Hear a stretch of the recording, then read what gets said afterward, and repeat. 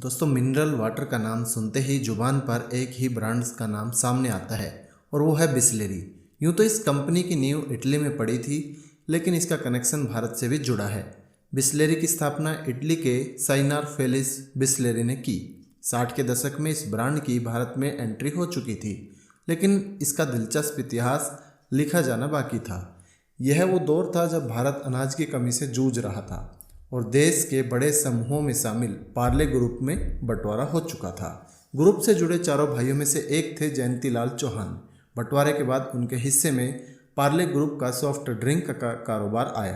Company के पास soft drink के कई ब्रांड थे। उस दौर की सबसे बड़ी समस्या थी कि भारत के ज़्यादातर लोगों के पास 2 वक्त का खाना जुटाना भी मुश्किल हो रहा था।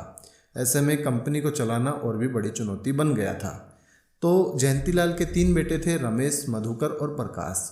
चूँकि रमेश चौहान अमेरिका के मैसाचुसेट इंस्टीट्यूट ऑफ टेक्नोलॉजी से इंजीनियरिंग और बिजनेस मैनेजमेंट की पढ़ाई करके लौटे थे, इसलिए उन्होंने फैसला लिया कि उन्हें सोडा लॉन्च करना चाहिए। उस दौर में इटालियन कंपनी बिसलेरी उच्च और समृद्ध वर्ग के लोगों के लिए कांच की बोतल में मिनरल वाटर की सप्लाई कर रही थी। अपने नए प्रोजेक्ट के लिए रमेश चौहान बिसलेरी को खरीद लिया। वो चाहते थे कि इस हाई क्लास ब्रांड को सोडा ब्रांड के तौर पर पेश किया जाए। उस समय देश भर में बिसलेरी के 5 स्टोर थे, 4 मुंबई में और 1 कोलकाता में। ये वो दौर था जब सोडा कांच की बोतलों में बेचा जाता था और इस्तेमाल के बाद उसे वापस लौटाना होता था। 1985 में इसे प्लास्टिक के मटेरियल की बोतलों में बदला गया और यह एक ऐसा मटेरियल था जो हल्का और मजबूत होने के साथ आसानी से रिसाइकल किया जा सकता था। रमेश चौहान ने अपने सॉफ्ट ब्रांड को अमेरिका की जाने मानी कंपनी कोका कोला को बेच दिया। इसके बाद पूरा फोकस बिसलेरी पर किया। उन्होंने इसकी ब्रांडिंग ऐसी की कि यह सबसे शुद्ध पानी का पर्याय बन गया। बिसलेरी ने सफलता का कीर्तिमान रचा। इसकी सफलता को देखते हुए कई कंपनियां मिनरल वाटर के क्षेत्र में कारोबार करने के लिए आ गई।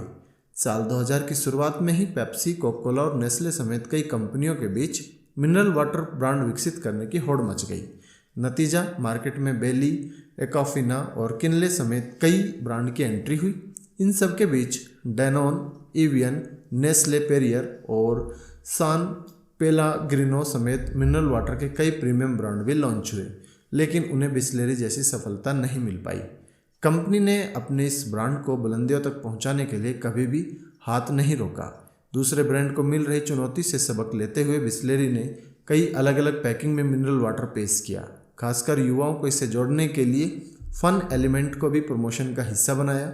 वर्तमान में बिसलेरी का पानी 2500 से अधिक ट्रकों और करीब 4000 डिस्ट्रीब्यूटर्स के जरिए 3.25 लाख से अधिक रिटेल आउटलेट्स तक पहुंच रहा है।